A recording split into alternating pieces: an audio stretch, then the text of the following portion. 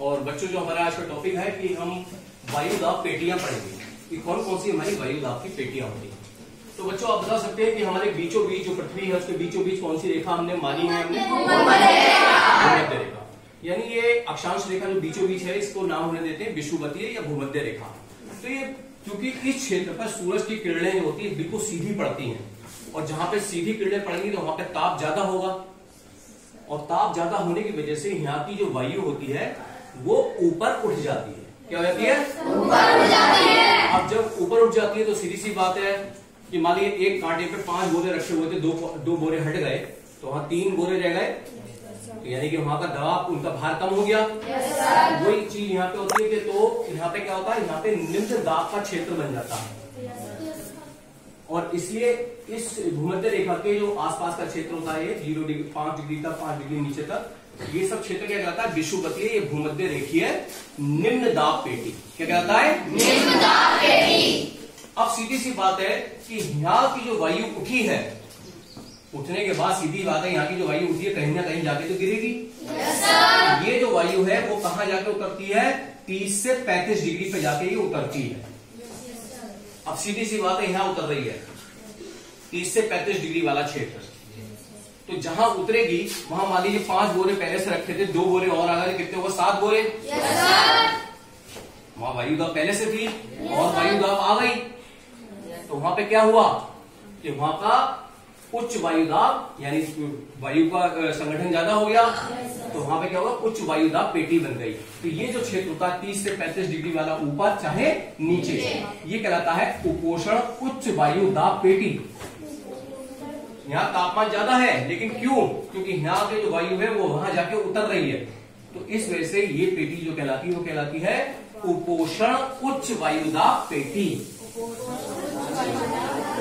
अब देखिए 2 प्रकार की हो गई, विषुवतीय भूमध्य निम्न दाब पेटी और उपोषण उच्च वायुदाब पेटी।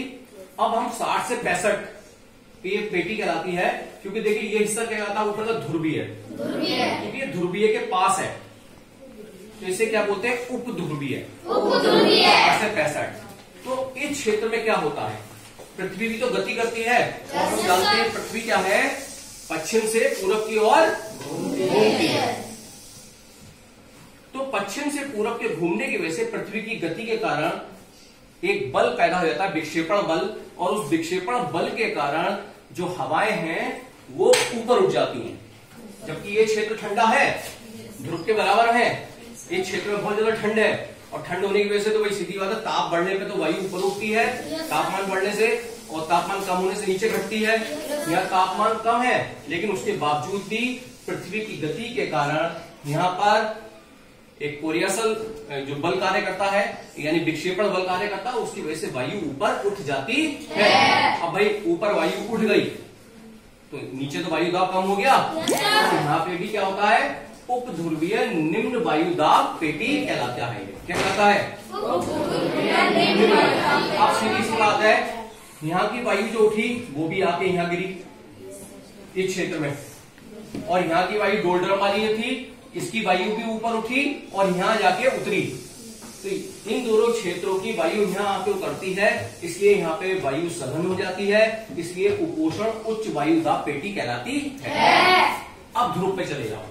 ध्रुव पे तो सीधे सीधे क्या है, क्योंकि बहुत ज्यादा तापमान बहुत ज्यादा कम रहता है, और जब बहुत ज्यादा तापमान कम रहता है, तापमान कम रहेगा तो वायु भारी हो जाएगी और नीचे बैठ जाएगी। तो यहाँ पे जब नीचे बैठेगी तो यहाँ पे इसका क्या हुआ? ध्रुवीय उच्च वायु दाब पेटी। यहाँ पे दाब बढ़ जाएगा और जहां पे दाब बढ़ेगा वहां उच्च वायु दाब पेटी। तो इस प्रकार से हमारी धरातल के हिसाब से 3 वायु दाब पेटियां होती हैं, जिनको हमने पढ़ा: विषुवतीय या भूमध्य रेखीय निम्न दाब पेटी, उपोषण उच्च वायुदाब पेटी और उपध्रुवीय निम्न वायुदाब पेटी, बल्कि 4 प्रकार की, और ध्रुवीय उच्च वायुदाब। ये उपध्रुवीय निम्न वायुदाब पेटी था और ये ध्रुवीय उच्च वायुदाब पेटी। इसका आप स्क्रीनशॉट दे सकते हैं। ये वायुदाब की पेटियां थी। अब इनमें जो हवाएं चलती हैं, व्यापारिक पवने, पछुआ पवने और ध्रुवीय पवने, उनके विषय में हम अगले वीडियो में जानेंगे। मैं डॉक्टर सचिन शुक्ला।